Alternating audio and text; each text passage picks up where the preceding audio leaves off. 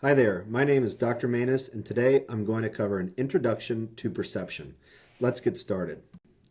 So, our first key point today that we're going to cover is that products and commercial messages often appeal to our senses, but because of the profusion of all these messages, we don't notice most of them. So, we have senses, right, that we have as part of our biological makeup.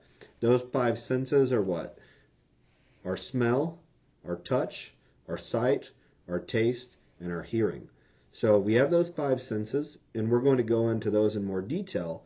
But products and commercial messages like advertisements, we see those and we hear those and we feel products, right? All of those things can appeal to our senses, but because we're bombarded with all these different stimuli, especially like, say, you're in the grocery store or in a home goods store, you're bombarded with different messages.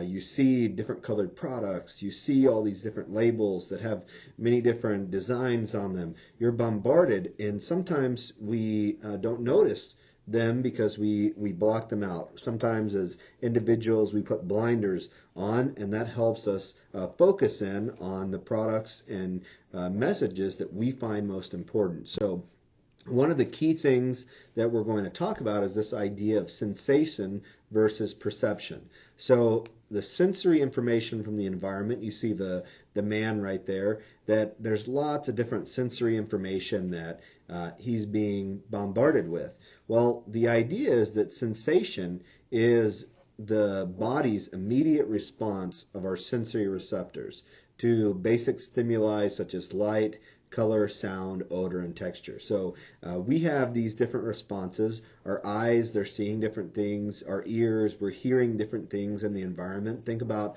that grocery store experience that you are hearing different things. You're hearing people around you. You may also be hearing in the deli section them cutting meat. You also smell things, right? Your nose smells things. Your mouth, you may be actually tasting, right? They may have a sample of a product in the grocery store and they offer you to taste it. Your fingers, you can touch the product. Say like if you're at the fruit or the vegetable area, your produce, you can touch those and you can see how it feels. So all of these different things are you're being exposed to on a daily basis, whether it's at your home, you're being exposed to the product or a commercial, or you're in a store, you're being exposed to different things as well. Well, our perception is the process by which people select, organize, and interpret these sensations. So while you may be getting hit with all these different sensory stimuli, the sensory information, you might not always perceive all of these things. You may block some things out because they're unimportant to you. So one of the other key things we're going to be talking about is sensory marketing. And sensory marketing is where companies often think carefully about the impact of the different sensations on our product experiences. And so whenever we think about the five senses, right, we can think about vision, sight. We use that 83% of the time whenever we exist, how we're existing on a daily basis. We use our sight the most.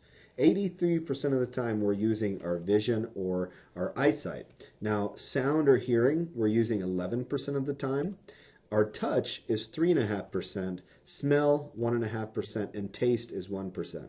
So if we think about this from a consumer standpoint and marketing, right? If we think about products or advertisements, we're using our vision or our eyesight 83% of the time. We're using that, even if we don't think about these numbers, we're using our vision and our sight most of the time, right? Because we look at a label, we watch a commercial, we see an advertisement in a magazine or on in a newspaper.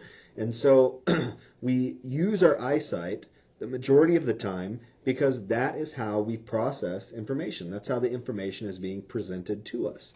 Now with sound and hearing, right, you can think about all of this involved in a television ad or an ad on your cell phone. You're going to not only see it, but oftentimes they're going to be saying something in the advertisement, playing some type of music.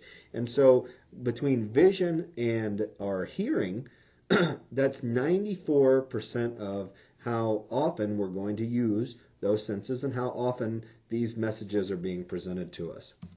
So let's get into a little bit more about our vision and our sight. So we can think we use our vision and our sight most of the time, and we use our vision and our sight to process advertisements, the different aspects of store design. We could also think about this as building or architecture design in general, and then also product packaging, product design, the product format.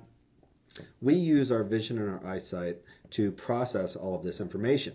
One of the big things that is used is color. And we could think of color, there's different aspects associated with color, right? And there's different colors that represent different psychological aspects. And many companies, they associate colors with their trade dress. It's considered, we associate colors with that particular brand, right? You see a particular color blue, like Tiffany and Company, they have named this Tiffany Blue because people associate the Tiffany blue color with Tiffany and Company. There's also other brands that we might think of, like Coca-Cola, we're very familiar with their red. Home Depot, we're very familiar with their orange color. So many companies and logos have a trade dress where people associate colors with that company. And many times, companies, what they do is they look at different color forecasts whenever they design their different products and packaging, because color forecasts help companies and individuals determine what is going to be the hottest color a year from now, 2 years from now, and what's going to be the in color, maybe even if we think about like interior decorating, how a restaurant should consider painting the interior of their building.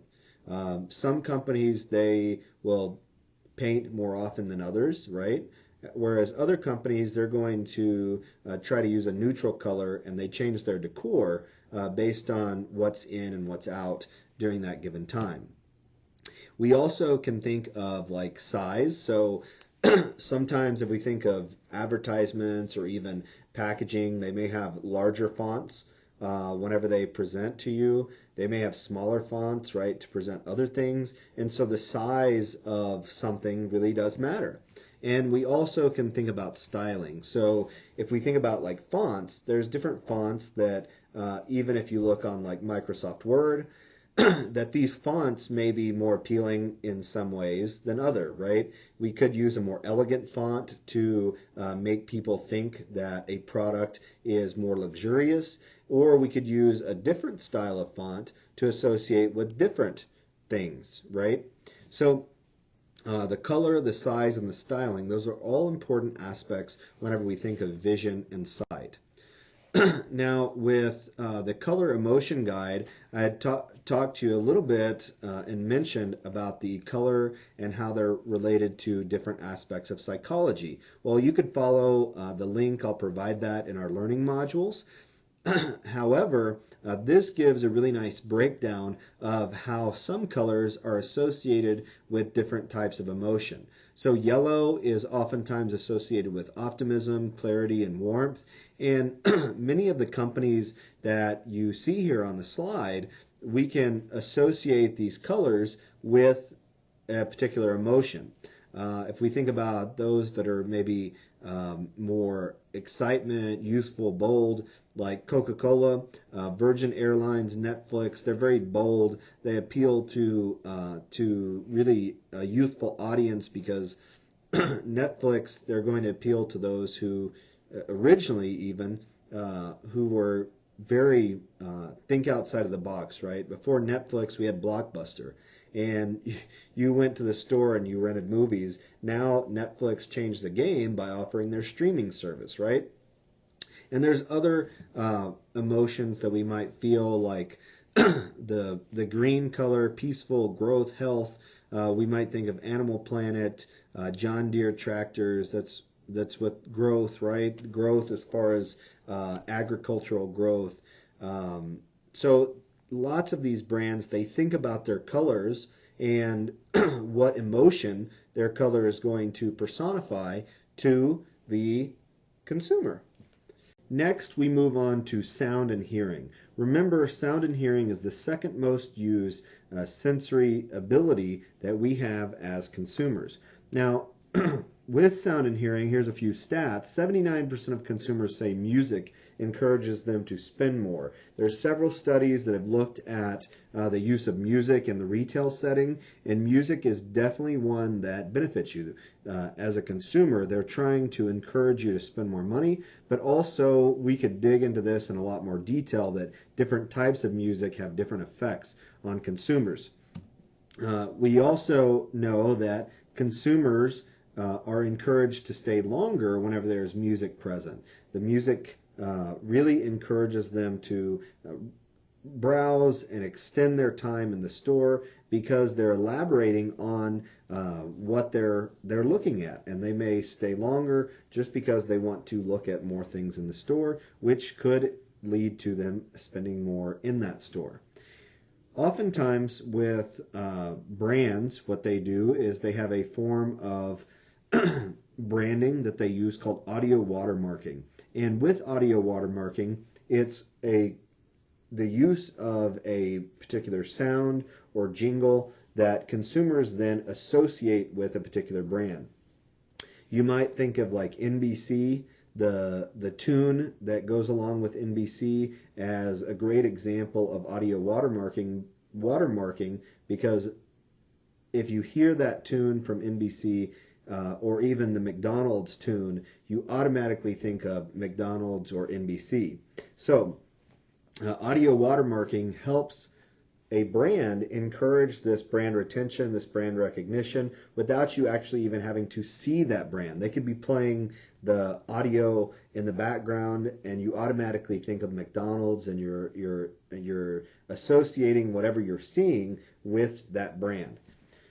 So audio watermarking is a powerful tool that brands can use, and it acts like an earworm that we compulsively hum or we can't get out of our head. If you've ever had that experience with a particular jingle or a song or something related to a brand, that is what a brand is trying to do to encourage you to retain that brand in your mind and recognize it. So we also have the notion of sound symbolism, and this is where different phonetics of the sound of pronouncing a particular brand, like Twitter or Facebook, some of these have really harsh sounds, or they have certain sounds in the way that you say them that gets you to have certain images and perceptions about that brand. So in the video that I'm going to post associated with this lecture, it talks about how Twitter, the sounds like typing. And with Twitter, we often, right, you're tweeting, you're typing out a post to post online. So these phonemes, these vowel and consonant sounds, really have particular effects and specific effects on how people and consumers really think about these brands. And then finally, I'm going to post a few different articles on how the music and sounds can be used in different ways. I gave some examples of retail outlets and general on brands, but also if we think about like very specific examples, music is used to direct certain behaviors for onboarding for an airplane. Music has also been used like in wine stores. Classical music increased the likelihood that consumers purchased more expensive wines than less expensive wines. So it's very interesting how marketers can use music and sounds to really enact different behavior among consumers. Next, we can think about touch. If a customer merely touches a product in the store, they are more likely to purchase it impulsively. So if you touch that candy that you're seeing at the cash register, you're more likely to make that purchase. And so if they can grab your attention and you touch it, then you're more likely to purchase it. That's why also they have these different samples that the store employees may try to get you to pick up something. They may try to get you to actually feel it. that is their ability. That's what they're trying to do, is to get you to pick it up and try to get you to purchase that item, right? So one of the reasons for this is called the endowment effect, and this is when people imagine owning a particular object. So if you touch that item, it gives you this idea in your brain psychologically that you're imagining already owning this object. Once you touch it, you've already felt like, okay, you have some sense of ownership surrounding that. So oftentimes, right, they have cologne displays where they not only want you to get to smell it, but they also want you to get to grab that tester, and they're increasing that likelihood that you imagine owning that. They also do this in like a car dealership, so that's why they often give you the ability to test drive that car, right? So they'll give you the ability to test drive because then you can imagine owning that car and you're more likely to purchase that car. You might be able to think of some other examples of the endowment effect and how that occurs in marketing.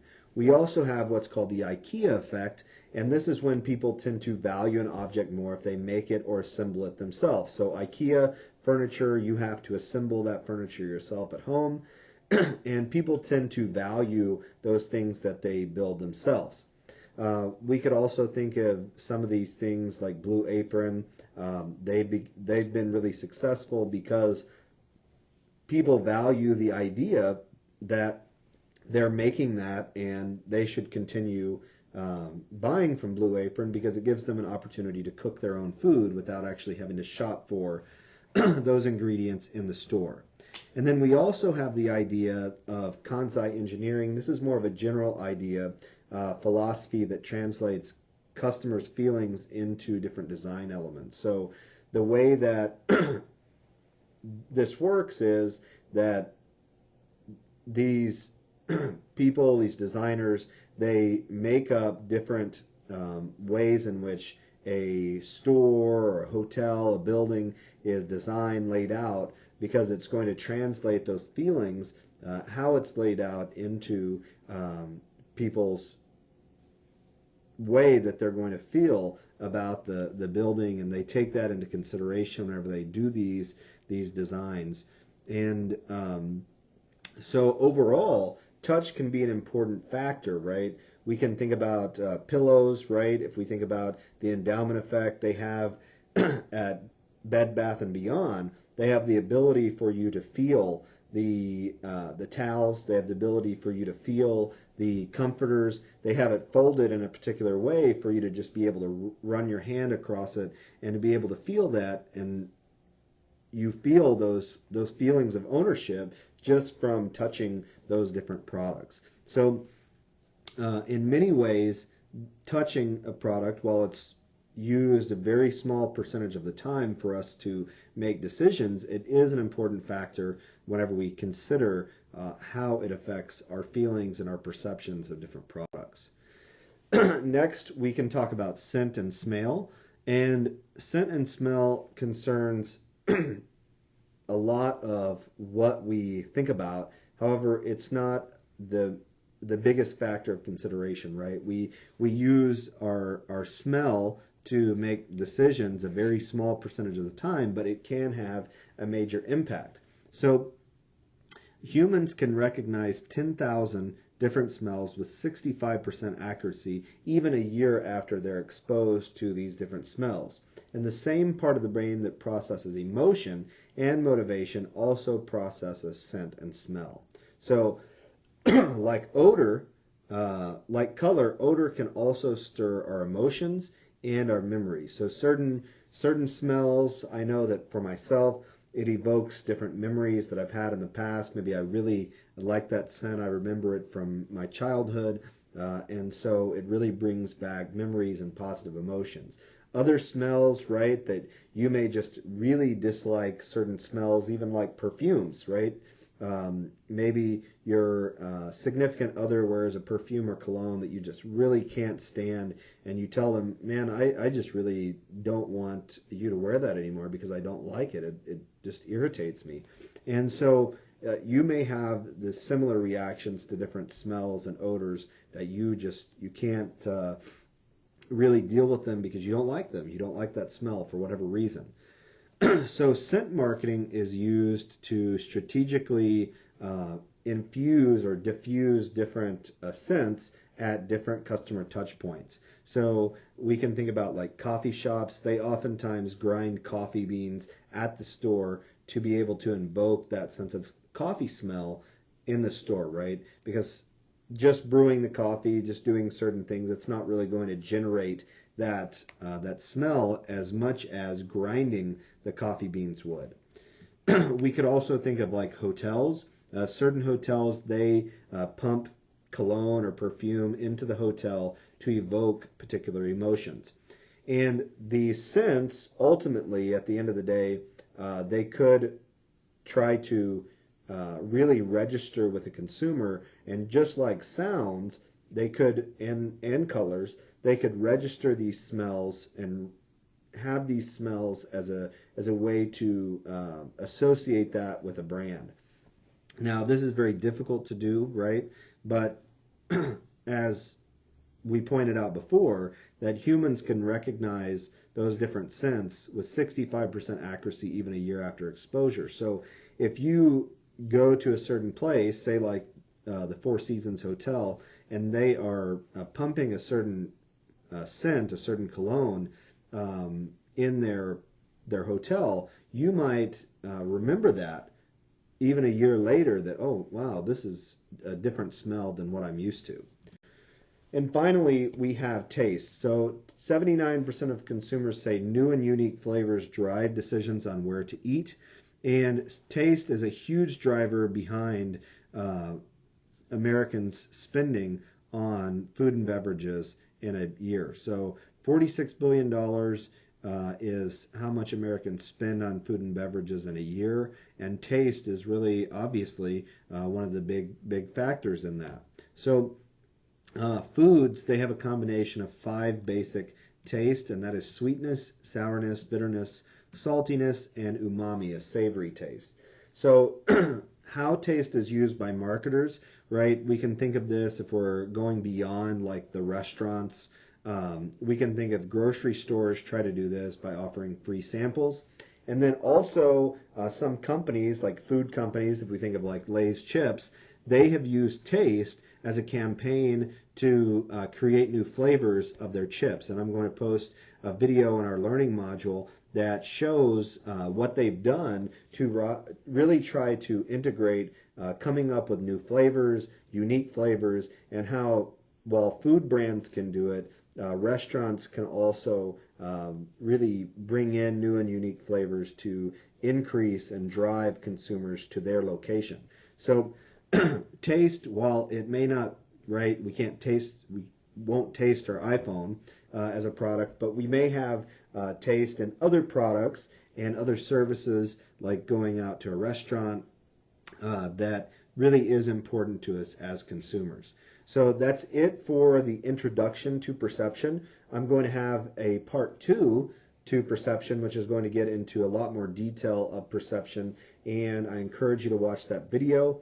If you have any questions on perceptions or any other consumer behavior topic, feel free to email me at kmanus@nmsu.edu. Thank you. Bye-bye.